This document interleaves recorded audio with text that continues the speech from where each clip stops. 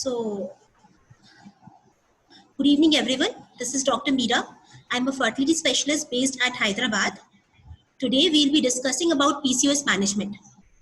So, in PCOS management, basically our aim is that by tomorrow, if any patient comes to us, we'll be able to practically manage the patient. So, this is going to be my aim today, that I give that much sufficient information that by the end of today, everyone will be capable enough of at least managing a fertility patient if they come to them. So first, starting with the presentation, PCOS, as we know, is a heterogeneous disorder. In the younger age group, the female usually presents with either menstrual disorders or hirsutism or infertility.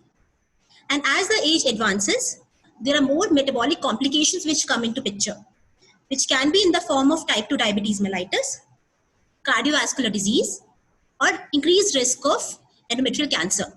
So as the age advances, the way the patient presents to us differs, and therefore the management also differs. Now we know that, Now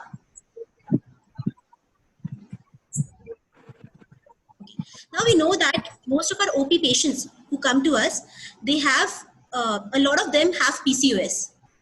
And the major complaint which is shared by them is infertility. But first of all, whenever a patient comes to us with PCOS, we need to diagnose whether PCOS is present or not. So for that, various diagnostic criteria have come till now. The recently, which has been followed, is the NIH 2012 extension of the ESHRE ASRM, that is the Rotterdam Criteria 2003. So as we very well know, then in this, we basically follow three things. One is oligo or anovulation, hyperandrogenism, and polycystic ovarian. Now, how do we define oligoanovulation is that if a female has irregular cycles, that is suggestive that she might be having anovulatory cycles. And in case the cycles are regular, that is more than 95% suggestive of ovulatory cycles. So first of all, we need to know whether the cycles are irregular or not. Now, different age groups have different criteria for these anovulatory cycles or irregular cycles. We'll concentrate on the reproductive age group. So in case a female comes to us in the reproductive age group and has an intercycle length, that is between two cycles if the length is less than 21 days or more than 35 days or more than 90 days for any one cycle, or if in case she gets less than 8 cycles per year, that categorizes into irregular cycle. So that would mean these are anovulatory or oligoovulatory cycles. So what is irregular cycle in a reproductive age group is less than 21 days, more than 35 days, or more than 90 days for intermenstrual cycle length, or less than 8 cycles per year. I think I'm clear on that. Now coming over to hyperandrogenism. Hyperandrogenism can be either biochemical hyperandrogenism or clinical hyperandrogenism. For biochemical hyperandrogenism, we need to calculate free androgen index, which is a reliable test for us to know the biochemical hyperandrogenism status. So for that, we need to know the total testosterone levels of the female and the sex hormone binding globulin levels of the female, divide both of these and multiply by 100. And in case it is elevated, that is suggestive of hyperandrogenism. But be cautious, then in case you are getting the testosterone levels done, she should be off the contraceptive pills for at least 3 months. So off the hormonal pills for at least 3 months before we get the androgen levels done. Otherwise, they will not be reliable. Neither will be SHBG reliable. So off hormones for 3 months, then they get the testosterone levels done. Now for clinical hyperandrogenism, we can look either at hirsutism or acne or the alopecia. For hirsutism, we very well know about the modified Ferriman-Galway score. If it is more than 4 to 6, that is suggestive of hirsutism. For the acne, it is just a subjective seen. And then third is the Ludwig score, which is done for the alopecia. But beware, in case it is rapid in onset or if it is severe, then we need to rule out androgen secreting tumors in that case. In case the androgen levels are more than 20%, then in that case, non-classical CAH needs to be ruled out. Now next, coming over to the polycystic ovarian morphology. Till now we discussed about the irregular cycles, in which the rule of 21 days, 35 days, 90 days and less than 8 cycles per year holds true. And then we discussed about the clinical or the biochemical hyperandrogenism. For the biochemical hyperandrogenism, it is the free androgen index, which is very important. And now third is we are coming over to the polycystic ovarian morphology. For polycystic ovarian morphology, number of follicles is more sensitive in comparison to the ovarian volume. in the reproductive age group. So how do we see the number of follicles? Initially, when the Rotterdam criteria came, then we used to follow the criteria of 12 follicles, the peripheral arrangement, but that is no more valid. That peripheral arrangement of the follicles is no more valid.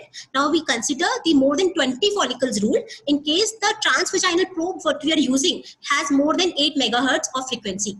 So if the transvaginal probe has more than 8 megahertz of frequency and on the scan we see more than 20 follicles in either of the ovaries, that is suggestive of polycystic ovarian morphology. If in case we don't have that high frequency bandwidth probe with us and we are using a lower frequency bandwidth or we are doing a transabdominal scan, in that case we can calculate the ovarian volume, where the more than equal to 10 cc volume will be suggestive of PCOM. But be cautious in case you are using these, mainly the more than equal to 10 cc volume criteria, then she should be more than 2 years post menarche. Then only it is valid.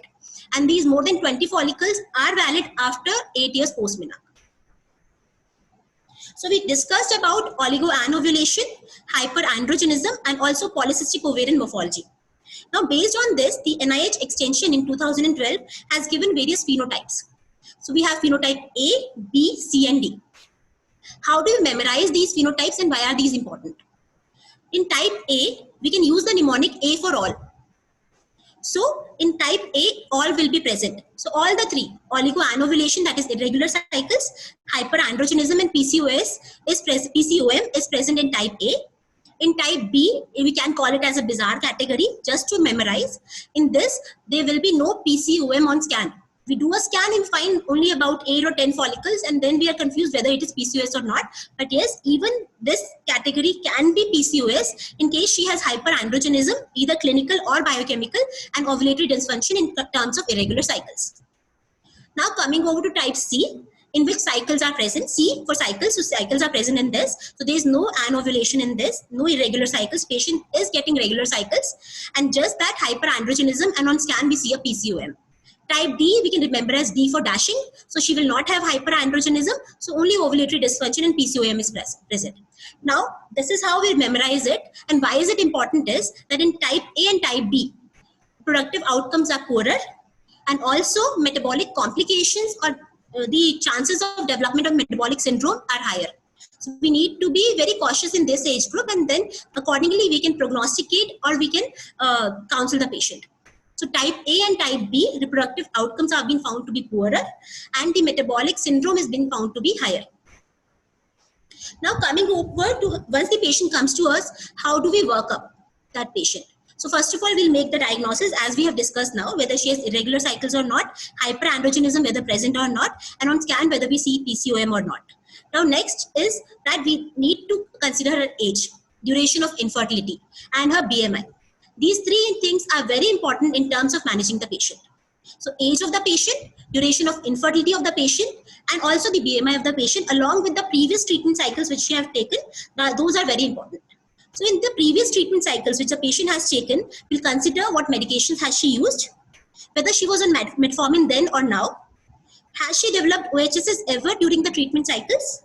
If yes, what was the medication used, what CC used, clomiphene citrate used, or a lot of gonadotropin was used in those cycles? Why did OHSs develop? Then whether there were any cycles with no dominant follicle or luteinized unruptured follicle, or in the cycles was thin endometrium present. This is very important for us to know that how do we manage her further. In case we don't consider these things and we just manage her, then we'll not be doing anything different. So always consider what the previous cycles were like, what was given to her, and what the outcome came as, so that we can modify our future cycles and try and give her a better outcome. Next is if there's any history of surgery in terms of ovarian drilling, that is also important, so that in case she was unresponsive in the past, now she might be more responsive. Secondly, in case a patient has had ovarian drilling, there's some chance she might have a lower ovarian reserve in future. So we need to be cautious in these cases to follow them up. And third, but not the least, that she should not go for another drilling. So that is why history of one ovarian drilling is very important. In case she has had it, never go for it again in the future, even if she still has ovarian resistance. Next, coming over to the investigations which need to be done. First of all, whatever routine investigations we do, we'll do them. Now, FSH LH E2. on the day 2 or day 3 of the cycle can be done. These are not mandatory, but yes, TSH and prolactin is mandatory, needs to be done in any PCOS female to rule out anovulatory infertility because of hypothyroidism or hyperprolactinemia. Then total testosterone and sex hormone binding globulin for us to know the free androgen index. One important point here is whenever we are getting the testosterone levels done, they should be done in the follicular phase and before 10 a.m. so as to get a better value, the standardized value. Now third is to get the GTT with 75 gram glucose. We fall in the high risk ethnicity. So for us, GTT with 75 gram glucose is mandatory for any patient who has PCOS. And in case the patient is obese, in those patients, we need to do lipid profile also. Now next, coming over to AMH. AMH is basically anti-Mullerian hormone. Many of the reproductive specialists and now gynecologists also are doing it to detect the ovarian reserve. But these tests, AMH is a test which needs a lot of standardization in terms of the blood collection, the blood being stored, and then the method which is being used. So it cannot be used as a detection test for PCOM. You cannot use it to diagnose PCOS. AMH can only be used as a complementary test in case we are going for laparoscopic ovarian drilling, whether it is safe for us to go ahead or not, or in case she is going for IVF. So as I'm so sorry.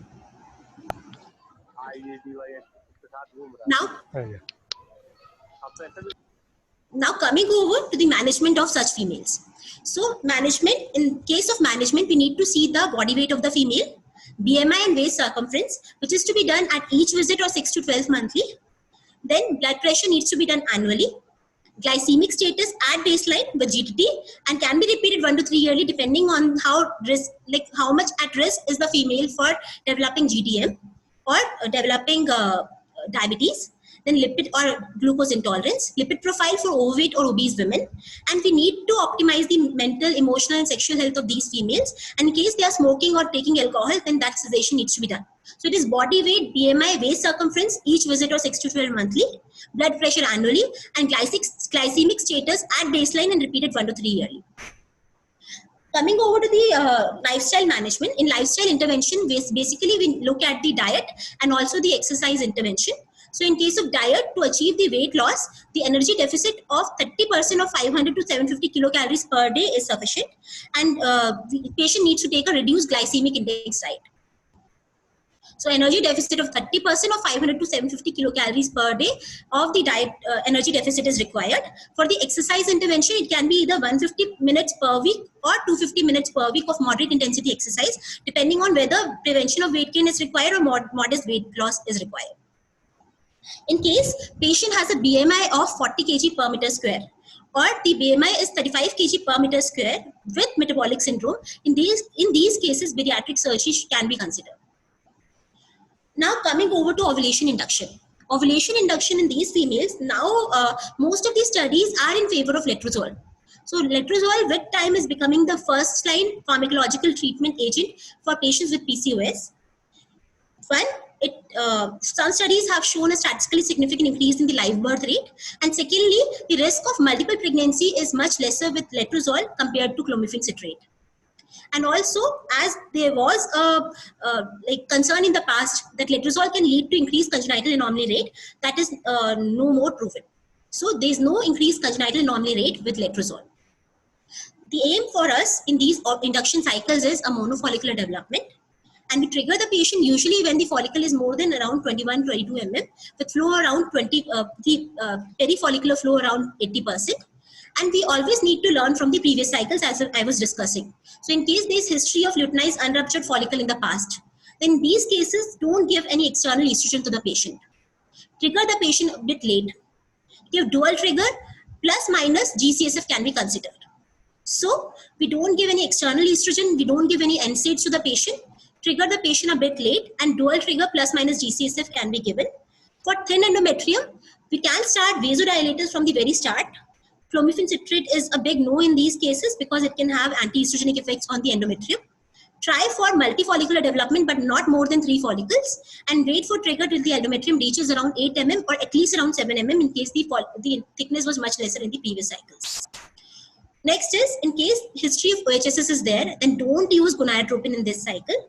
Preferably use letrozole, which is known to cause monofollicular development. and cancel the cycle if more than 3 follicles, more than 17 mm are there, to prevent OHS coming again.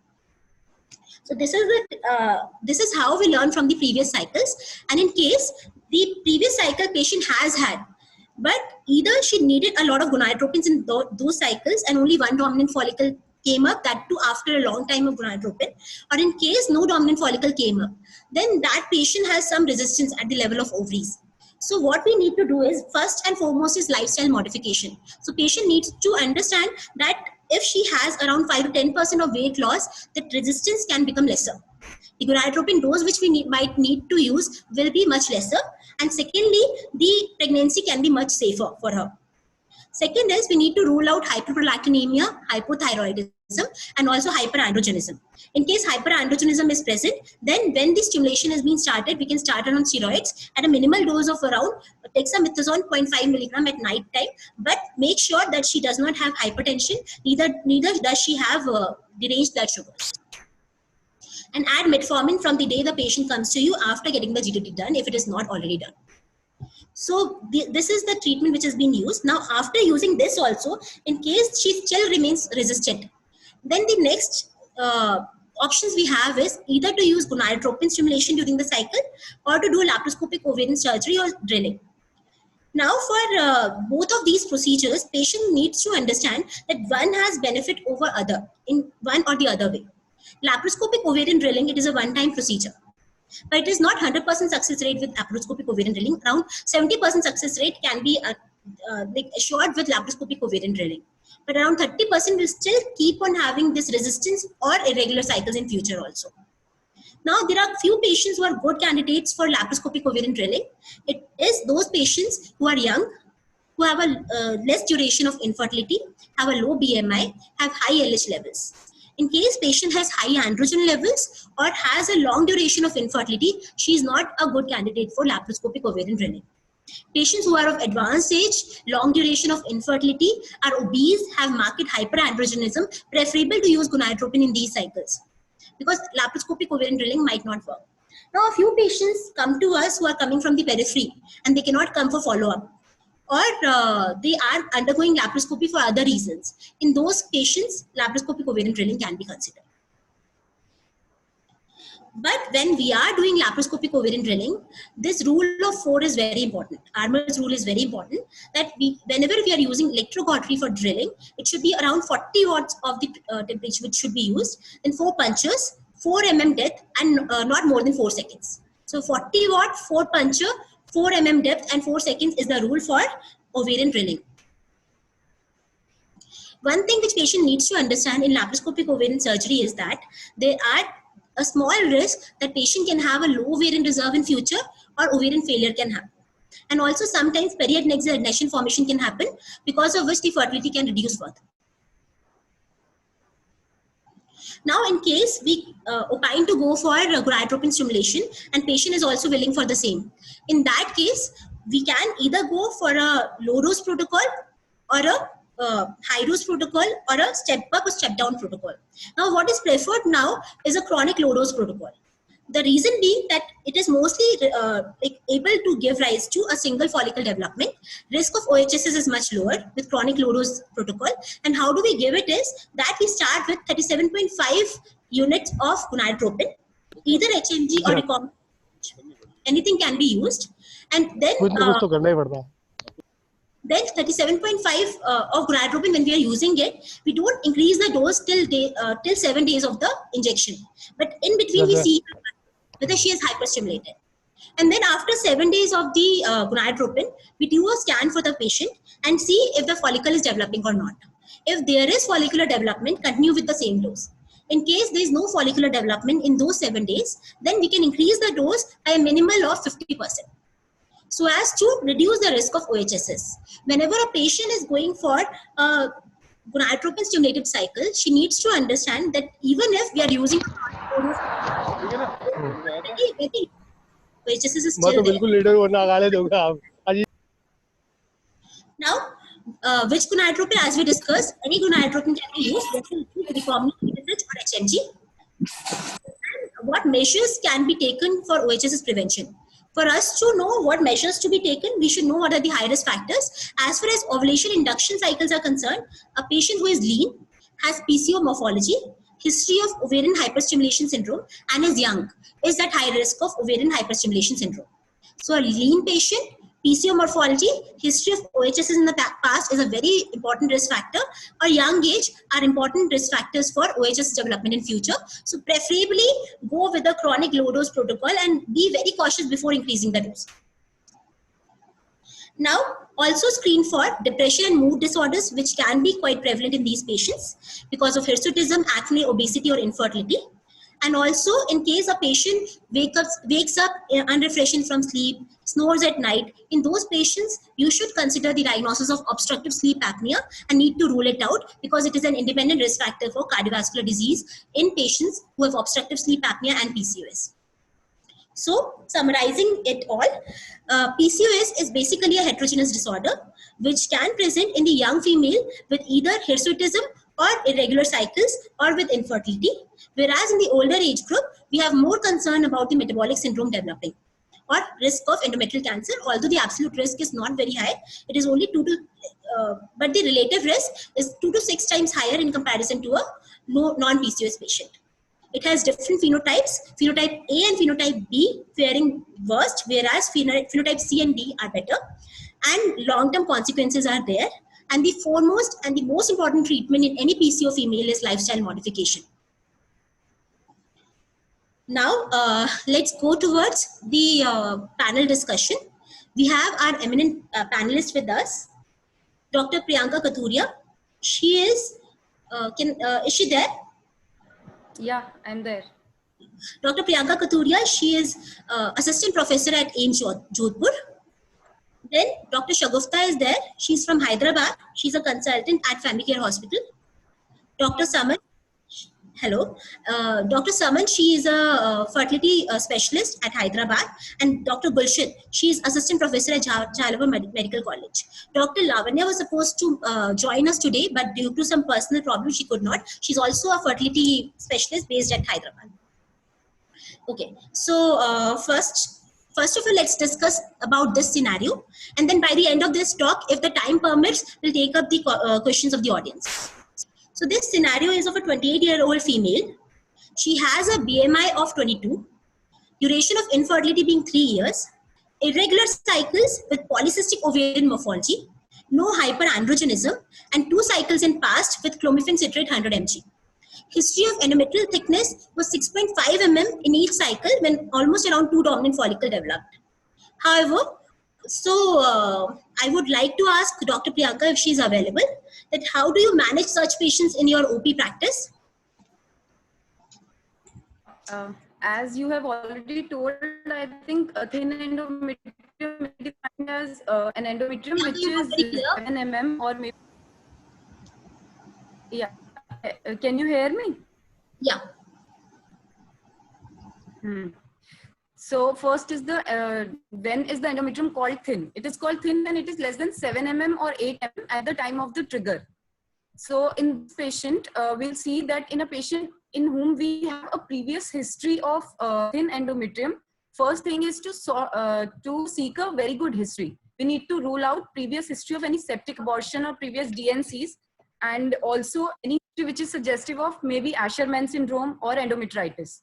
Since in this patient, I think she has taken clomiphene citrate in her last cycle, so that may be the cause of thin endometrium in her cycles, as clomiphene citrate acts as anti-estrogenic, has anti-estrogenic effect on the endometrium. So this might have caused the thinning, and this effect of clomiphene can be seen in patients, 20% of them.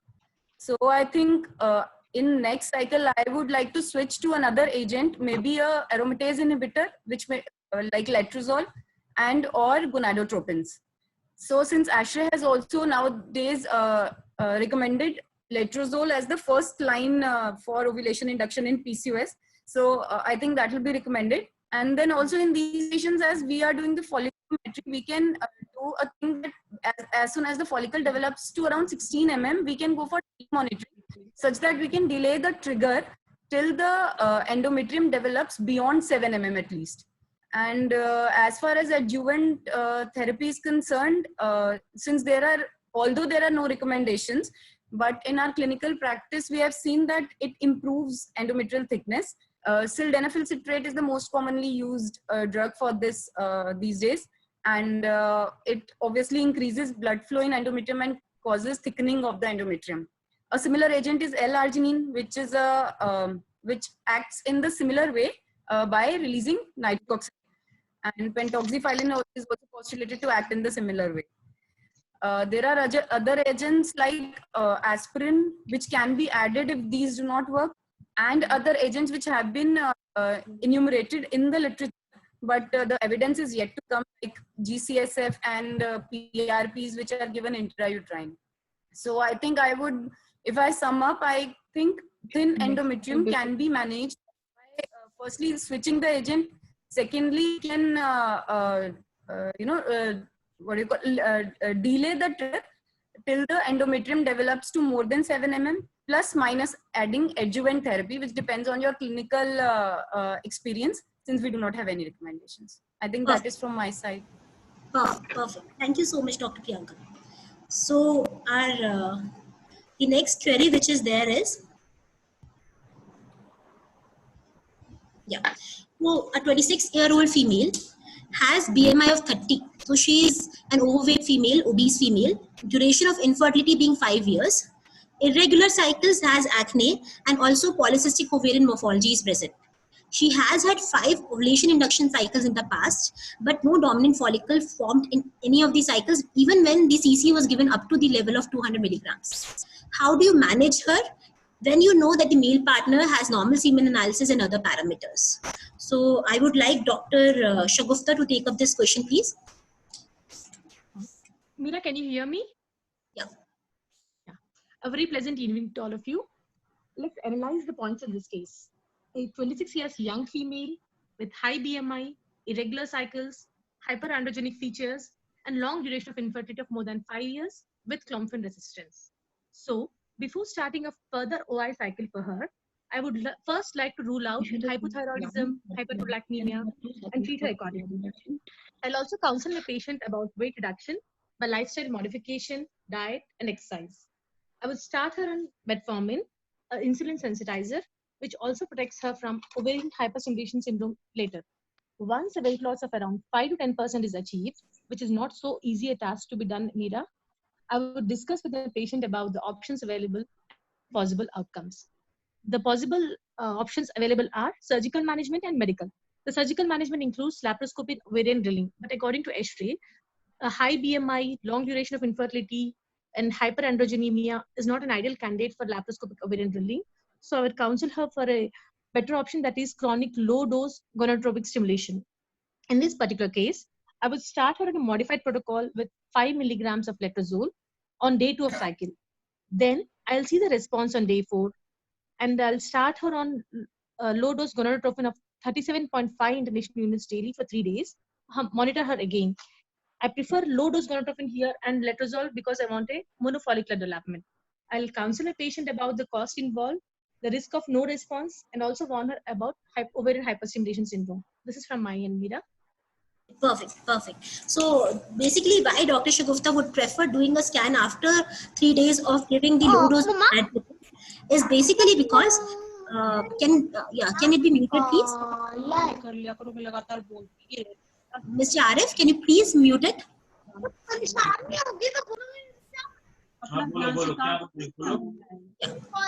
Next question. Yeah. So next question is a 23-year-old female, primary infertility, has a BMI of 22, irregular cycle, polycystic ovarian morphology, no hyperandrogenism. The duration of infertility is 2 years. She has had 2 cycles with clomiphene citrate 100 and 2 dominant follicle in each cycle. Patient was triggered on day 12 with follicle size of 18 mm, but luteinized unruptured follicle developed in both the cycles. So our main concern here is luteinized unruptured follicle developing. So how do we manage this patient? Is Dr. Saman there? Can she please take up this question? Good evening, everyone. Good evening. Yeah, so this is a patient who is young with normal BMI, who had 2 cycles of ovulation induction with CC and developed LUF. So first thing for any PCOS patient, even when her BMI is normal, is lifestyle modification, diet and exercise, because evidence has shown that the modest change in lifestyle has significant effect on ovulation. So luteinized unruptured follicle, it is where the follicle grows, but it fails to ovulate and undergoes luteinization even after trigger. So for this patient, in the next cycle before induction, I would want to rule out causes like hyperprolactinemia or hypothyroidism. And then I would start stimulation with letrozole or gonadotropin, as there is evidence regarding higher incidence of LUF with CC, which she had in previous 2 cycles. And each time she had LUF when triggered on day 12. This time I would prefer triggering her late, maybe on day 14 or 15 of the cycle, once the follicle meets the criteria of 21 mm with vascularity of 80%. Using a dual trigger with triptorelin 0.2 mg and HCG 10,000 units. And even after that, if she patient does not ovulate and she still has LUF, in the next cycle, I would prefer to use GCSF 300 mcg as a primer 48 hours prior to trigger. So just to sum up the treatment, it would be lifestyle modification, rule out hyperprolactinemia and hyperthyroidism, use letrozole or gonadotropin instead of CC, and then trigger on day 14 and 15 and use a dual trigger, and then use GCSF as primer before trigger. So this is what I would like to do for this patient. Perfect. Thank you so much, Saman. Now coming over to the last question. A 25-year-old female has a low BMI of 19, duration of infertility is 2 years, polycystic ovarian morphology with irregular cycles, routine and PCO investigations done, all normal. Now, will we start her on treatments if she has not taken any treatments in the past and duration of infertility is 2 years, one? And if yes, then if you're going for any kind of treatment in terms of ovulation induction, is luteal phase support needed? If yes, then what? Dr. Gulshan, can you please take up this question? Yes, Dr. Meera. Good evening, everyone. Yes, this patient will definitely need treatment as irrespective of duration of infertility, as she is having history of irregular cycles and in on case of PCO. And our first line of management will be ovulation induction, aiming monofollicular development. Now coming to the luteal phase support. As we all know, in normal pregnancy, progesterone secreted by corpus luteum will help into establish the normal pregnancy. But in a woman with PCOS, there is inherent inability to produce that normal level of progesterone even if ovulation is there. Secondly, hyperinsulinemia or insulin resistance again will impact the normal progesterone level in luteal phase in women with the PCOS. Thirdly, there is again controlled ovarian hyperstimulation negatively affect the LH secretion that leads to premature leukocytosis, again low progesterone and shortened luteal phase ultimately leads to improper implantation and decreased pregnancy rates. So obviously and definitely in these patients we are going to use luteal phase support. And now coming to the what luteal phase support, it is definitely the progesterone, which is even in vaginal form, because the vaginal progesterone forms are cheaper and having higher uterine levels also. So as such, there is vaginal progesterone. So you would prefer a vaginal progesterone, right? Yes, vaginal one. Okay. And any specific reason why you won't prefer going for the other forms? Because in vaginal form, it is cheaper plus more level of uterine progesterone is there. Okay. And as such, any difference in the outcomes of the various forms? As such, it is not different. It is same. Okay. So that is why you would prefer a vaginal progesterone, being cheaper and also giving you more uterine levels. Okay. Perfect, right, Dr. Right. Thank you so much. Now we'll have to end the session because we had a limited time limit of 40 minutes. This is my this is a mail ID, which is fertility.mam@gmail.com and fertility.mam@gmail.com. Sorry, I would not be able to take up the questions, but you can mail me your questions on this mail ID and I'll revert back to you in next 3 days.